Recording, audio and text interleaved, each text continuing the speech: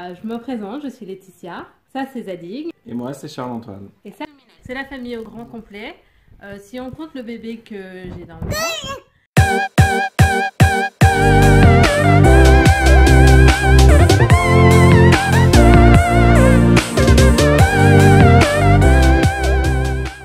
Ah merde, je suis en train de filmer là. Salut la copine. Bonjour à toutes, 17e semaine et aujourd'hui bébé fait la taille d'une carotte. Alors, pour certaines d'entre vous, vous pouvez déjà le sentir. Mais c'est vrai qu'on ne sait pas trop à quoi ça ressemble de sentir un bébé. Certains diront que ça ressemble à des ailes de papillon. Tandis que d'autres seront plus sur la métaphore de la bulle. Mais après tout, c'est hyper personnel comme ressenti.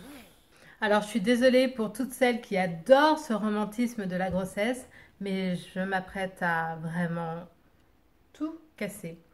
En fait, je pense que la métaphore de la bulle est pas mal choisie parce que ressentir bébé, c'est comme avoir des gaz qui ne sortent pas.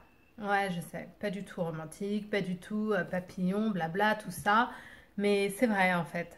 Bébé, vous le sentez comme si vous aviez des gaz, souvent au même endroit, et qui ne se terminent jamais par... Enfin, parfois, enfin... Bref, peu importe. Donc voilà, des bulles dans le ventre qui ne sortent pas, des gaz quoi. Il existe plusieurs méthodes pour pouvoir sentir votre bébé. Alors bien sûr, ça dépendra du stade de votre grossesse et de votre sensibilité. Moi par exemple, pour Zadig, il me semble avoir senti assez tard parce que je ne savais pas à quoi ça ressemblait et du coup je me disais « Ah tiens, ce truc là dans mon ventre, oui mais c'est rien, on s'en fiche ». Et en fait, c'était lui qui se manifestait. Du coup, je me suis rendu compte que plusieurs effets provoquaient cette réaction. Typiquement, le fait de poser ma main à un certain endroit de mon ventre et juste d'attendre. Alors oui, il faut être assez patiente parce que bon, bébé fait ce qu'il veut, n'est-ce pas?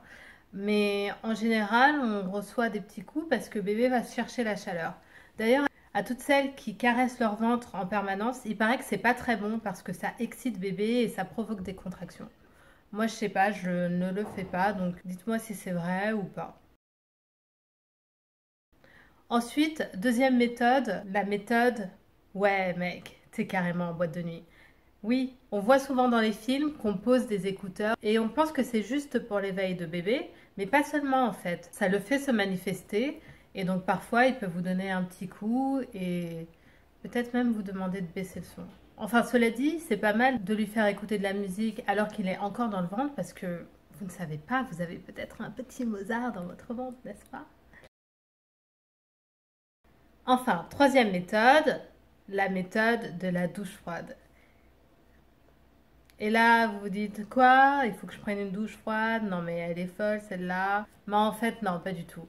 Il s'agit juste de boire quelque chose d'assez frais, voire glacé, et réaction garantie parce que ça le titille un peu là, le bébé.